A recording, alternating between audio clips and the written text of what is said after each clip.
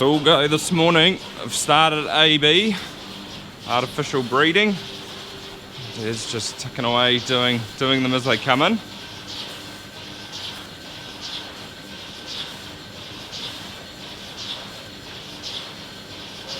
One, two,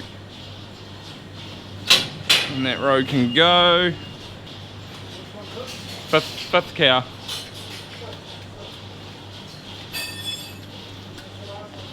Yeah. 201. Fifth cow. 3.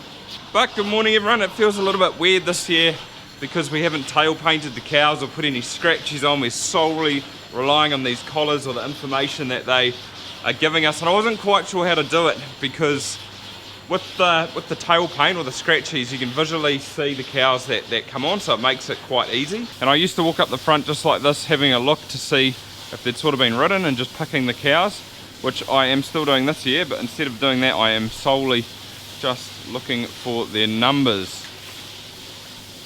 Nothing in this row. I've ridden all the cows up here that were on this morning, so in this column was the first herd or the young herd. There was 4 in there, and then there was 15 in this herd, and I've sort of just been rubbing numbers off as we go.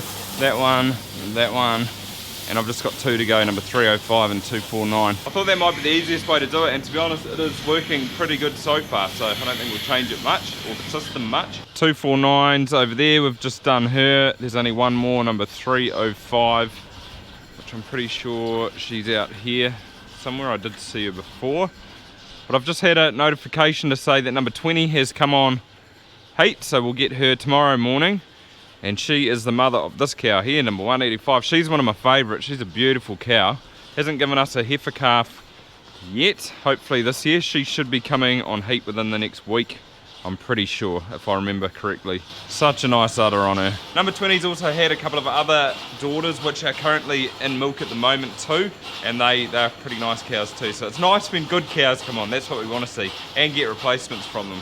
Although there's only really a 50% chance that she will give us a heifer calf. She actually had another one this year, but unfortunately she died. I was there when she was calving, and then I came back about an hour later. She'd calved, and it was a nice big heifer calf, and it was dead, born sort of dead, which is a real shame because it was out of a nice bull too. So the chances of her having another heifer calf are probably quite slim, or maybe it's a reoccurring theme, hopefully. And you could say that is where sex semen comes into play, like that's where it would be good in cows like that, but I'm not going to use any. I just haven't had the best results with it, and we're just trying to cut costs down a little bit this year, so I haven't used any this year. Maybe in the future, and with the collars maybe it's better because we can get better timing, and pick better cows too. You know, when they come on in the morning, we've got a list of all the cows that are on heat, and we can pick which cows to put it in, because I don't draft any out. But not this year. Maybe I'll look at it again at some other point. There she is, that one, 305. There we go, all done. Day 1 over and out. That was a good day. It's a little bit messy, but those are all the bulls that I put to which cows. I'll fill that book out later. There was 16 that we did today, but 2 of these that we did yesterday, or it might have been 3, would have got done today as well. So call it 18 or 19. I've fed half the calves, but this wheel was flat, went flat yesterday, or in my last video, and I went to blow it up, but the valve in there had pushed through and I couldn't get it. So I've been driving around with it on a flat, and it's pretty much stuffed the tyre, which is alright. We'll have to get a new one. That's Dad's job today. He's going to go to town and pick a few things up. It's really sort of a spring day. It's blowing pretty hard. It was spitting before. Finchs are supposed to come at some point, hopefully today, and blow over those 3 paddocks. There's 1, 2, 3, which won't take them very long at all. I'm heading down to Merv's. I'm taking these scratchies down. We're going to put them on the heifers. I've got 2 buckets to put a little bit of hot water in between them to warm them up. It should be pretty straightforward, and we're also going to weigh them while we're at it.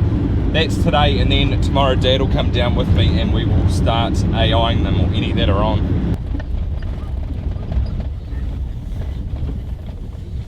Started weighing. That's one of the biggest, 290 kilos, which is good. They need to be around that 240 at mating. 296. She's putting on 1.2 kilos a day in the last 5 weeks, which is awesome. It's good to see. There's lots of different colours of Scratchies going on. It was just what I had left over from last year. There's yellows, there's blues, and I think there's reds as well. But it's pretty easy putting them on. I've just got to remember if I put them in the right spot. I think I have. They should work.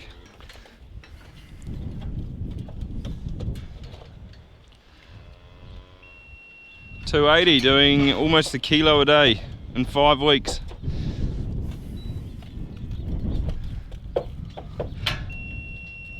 $1.1 gain, 265. Yeah, that's a nice looking heifer.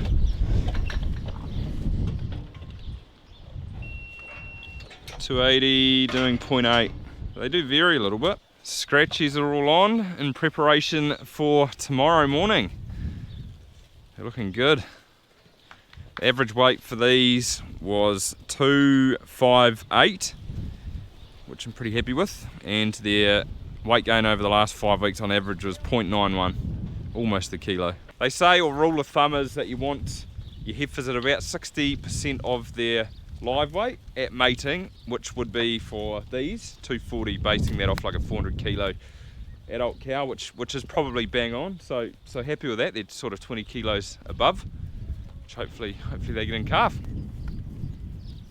I'm not sure where Dad's going to want to AI them, but we've got the crush there. We can either do them in there or just load them up around there and do them in the race, which either or will probably work, but we'll see how it goes in the morning.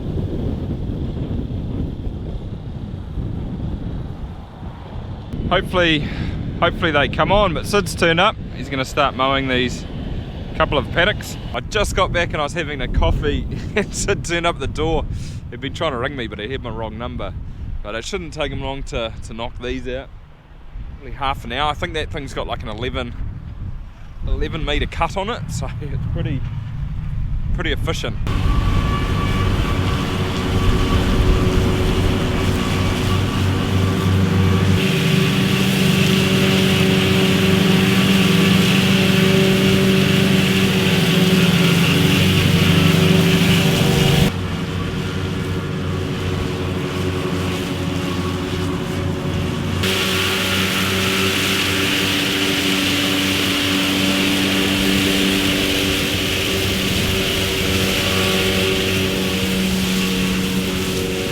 It is a very cool setup. I think the mowers are on rams too. They can move out and in.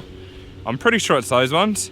But they've also got those conveyor belts on the back, and they throw the outside round into the middle, so that then when the rake comes around it doesn't hit anything or any fences, hedges, etc. You can see it's like pretty green, watery looking stuff this annual. It will take a little bit of drying. It's quite stalky. The cows like it though. But this wind will definitely help dry it down.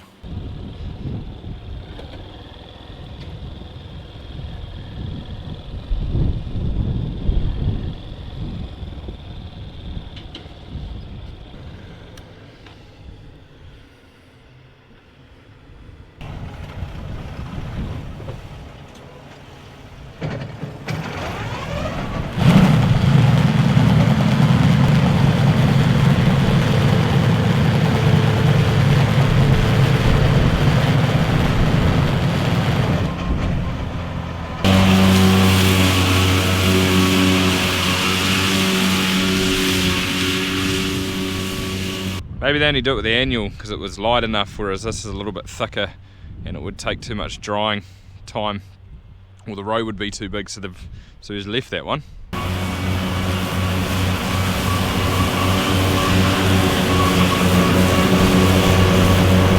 It's reasonably sort of thick here, and quality wise it's probably not too bad. Like, it's not too long, so it should make pretty good silage.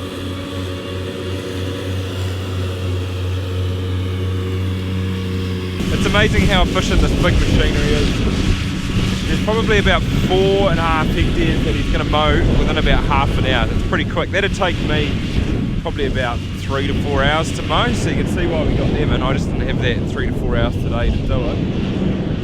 And especially when we've got this like little weather window, we need to get it off. was just easy to cool them. But when I left school back in 2008, I actually went to the Finchs through the summer. I drove a rake, and to keep up with the chopper back then, they needed 2 sets of triples. That was sort of on the big country, like down Taupo way. Around here it wasn't too bad with the little paddocks. But now they can get away with just that tractor, so it is pretty amazing, although there's a lot of horsepower in front of the mowers there.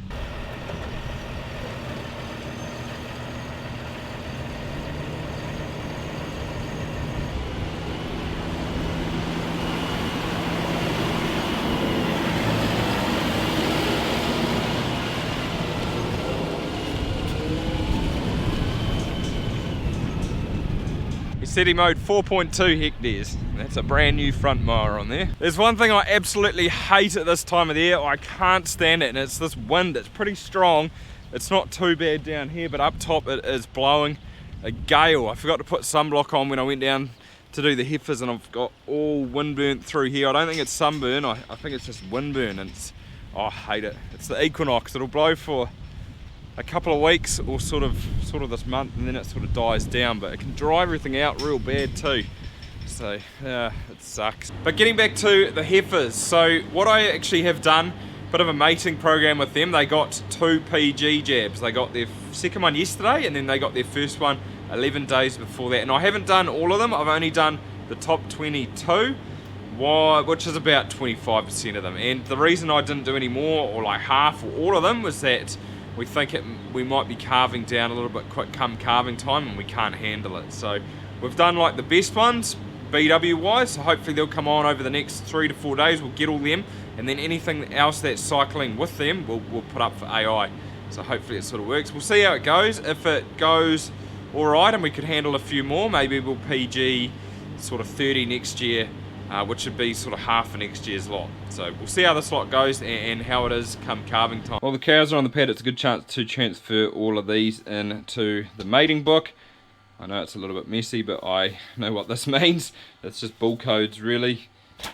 And so far, well, so far it's only been 1 day, but we have put 24 cows up to AI, and some of these ones, or the ones that are in black pen, they have been put up over the last couple of days, but I've just put them down for the 10th. The industry target is that we want to get 90% of our cows up for submission. That means put to AI within the first 3 weeks. I haven't got there in the past. I have been pretty close some years, but I haven't got over that 90%. That means I need to put up 90 cows every week for 3 weeks, and that'll be 270 over 300 is 90%. So I'm off to a good start. But that pretty much will wrap it up for this video, guys. Hopefully you found it interesting. Give it a thumbs up, that'd be awesome. And apart from that, I'll see you next time.